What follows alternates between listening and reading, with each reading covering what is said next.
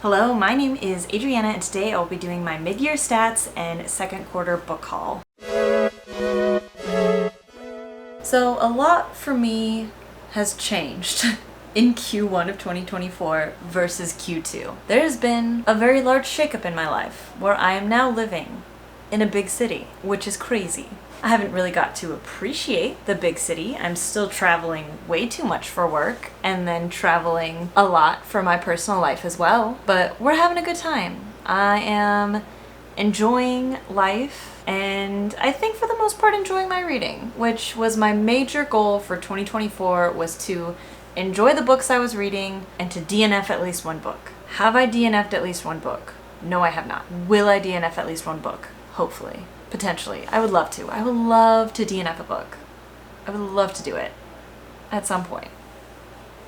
We'll see. But without further ado, let's jump into some stats. I will jump in with just like my quick stats of where I'm at this year versus where I was at in Q1. Quick stats, so far this year I have read 55 books compared to the 30 I read in Q1, so I am falling a little bit behind there. Number of pages I have read is 11,895 versus 6,602, so again, falling a little bit behind. Average page length, my average page length of eyeball reads has actually gotten a little bit shorter, 350-ish versus 366. My median page length has stayed exactly the same, which is kind of funny. I guess just kind of interesting. Hours of audiobooks listened to is 225.7 versus 137.2, so I've actually listened to less audiobooks this quarter. My physical TBR has gone up a little bit, but I found out that I actually wasn't counting a lot of the books that I had in my physical TBR earlier.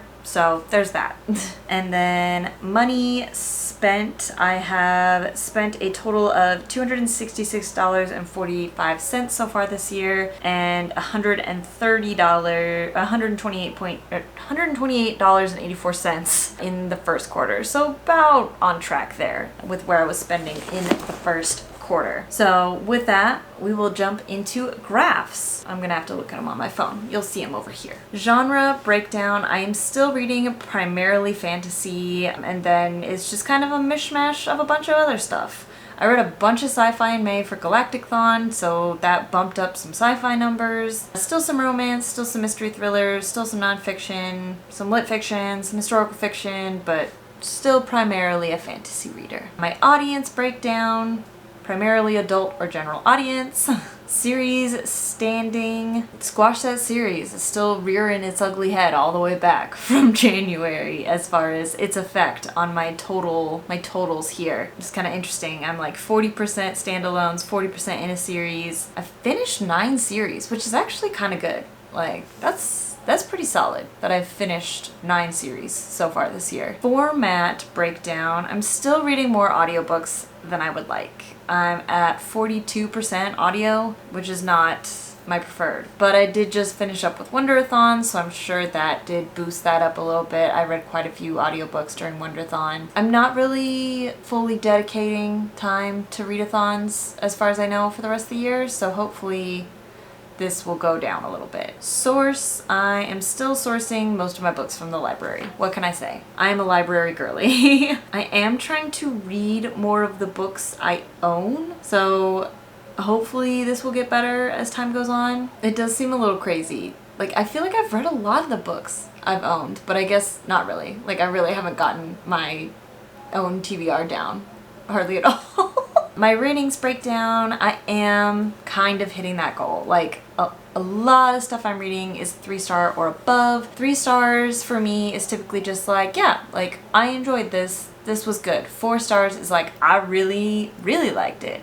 And 5 stars is obviously no notes. Perfect. I give out a lot of 5 stars. I'm really easy to please. I like a lot of stuff. My page length breakdown, obviously we are mostly reading in that 300 to 400 page range, with our average being at like that, what was that, 350 mark, with a few kind of outliers to either side. The year published, most of what I've read has been in that 2020 to 2023 range. A lot of 2024. That makes sense for my preferences. So we'll look at some other comparisons to past years just to see kind of where I am at. So in this table, my average page length for books through the second quarter is still at like that 350 number, but that's pretty much in line with where I was last year, so still feeling pretty good about that. Median page length is a little bit lower than I've been in the past.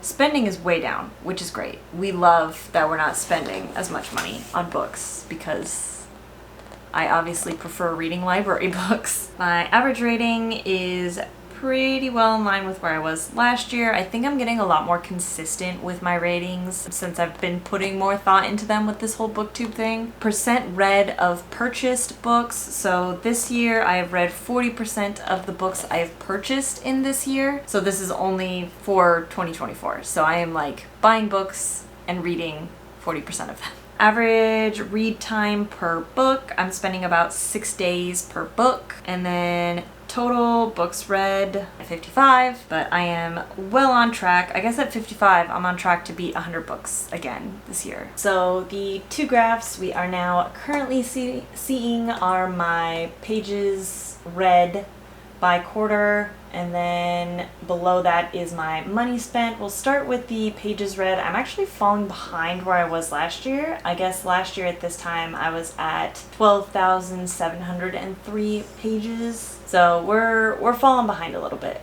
as far as pages read. It's like, I guess it's like 1,000 pages behind. So it's what, like 3-ish books, 2.5 books. My spending way down, way down, which is great. I don't need to be spending that much money on books all the time. So this is not cumulative. This is just the money I spent in that quarter. So in the first quarter, I spent $128. This quarter, I've spent $137. So let's see what I spent those $137 on. So the first book I actually bought in this quarter was This Is How You Lose the Time War. I bought a used edition from Powell's for $11.95. I was gonna read this for Galactic Thon. I did not get to it, so I haven't read it yet, but I am really excited about it. This is a book that has been on my radar for years. Honestly, if I do another readathon and there's like a TBR vet one, like I haven't owned it physically for all that long obviously, but it is one I have been wanting to read for so long. This next chunk of books I actually bought while I was on a girls trip with some of my booktube besties in New York. I was 100% planning on doing a vlog of that, and I 100% did not. I have some fun clips which I will like insert here of like going to lots of cool bookshops and staying in a really pretty area. And yeah, it was an incredible trip. And I will put everybody that I went with, I'll put all of their stuff down below because you should follow them all because they're really great people and make really fun content. And actually, Lizzie from @Lizzie's Literary Life posted a video that we actually filmed up there recently, so I will also link that video if you want to catch some of our fun shenanigans that we did on our little booktube retreat. But anyway, the books I purchased while there. I got Trouble with the Living, which I don't really remember what this is about. Oh, it's an historical fiction / kind of literary fiction. We follow like a family through the troubles in Northern Ireland. Somebody joins the IRA. They move to Southern California at some point. So it's kind of like a generational family story, Ireland, California. I don't know, it just seemed very good. And it's also autographed by, I'm assuming, a local-ish author. I don't know, it seemed like a good souvenir to get. And seemed interesting, so I bought it. And then we also went to a used bookstore, so I spent quite a bit of time perusing around there and found this short story collection called The Venus Factor from, what is this, like the 60s, I think? Oh, it's from the 70s. But some of the stories are as old as the 40s. So it is a collection of science fiction short stories by all female authors. So it just seemed like kind of a cool thing to own and to have and to read at some point. And then I don't know if I've mentioned this much, but my mom and my grandma have been collecting Nancy Drew novels for a long time. So I found a couple Nancy Drews there and then called my mom and asked her what which ones we needed to fill in our collection, and this was one of them. It's got a very nice cover. The one thing I do really like about these like older Nancy Drews is like they just got really great like texture to them, and the covers are always really beautiful. So this one is The Strange Message in the Parchment, and it is number 54. This was a printing from 1977, so a nice little addition to the collection that I will be bringing home at some point. And then finally, the last book I purchased in this quarter was UK edition of Babylonia by Costanza Casati. She wrote Clytemnestra, which was a big hit last year. Greek mythology retelling. Obviously, I read it and I loved it. She was an incredible storyteller in that book and just seems like a really cool author. This book I'm really excited for because it is focused on Babylonian mythology, which is a realm of mythology that I am unfamiliar with as a whole. So it is about an Assyrian queen who comes to power in a time when women didn't really do that. So I am very excited about it. Like I said, I loved Clytemnestra. I did choose to get the UK edition because I liked the UK cover way better than the American cover that is coming out for this. And obviously I get to have it a little bit sooner because it has an earlier UK release than the US release. And it has really cute like cheetah sprayed edges. So those are the books that I purchased in the second quarter. So feeling pretty good about myself that I did not splurge on too many books. So anyway, those are all of my halfway through the year check-in things. Let me know how you are feeling halfway through the year about your reading or about your life in general. Has your life been as chaotic as mine? Because I feel like I am living in chaos all the time. But it's a fun chaos and we're doing our best. So with that, I hope you are having a great 2024, and thanks so much for watching, and I will catch you on the next video.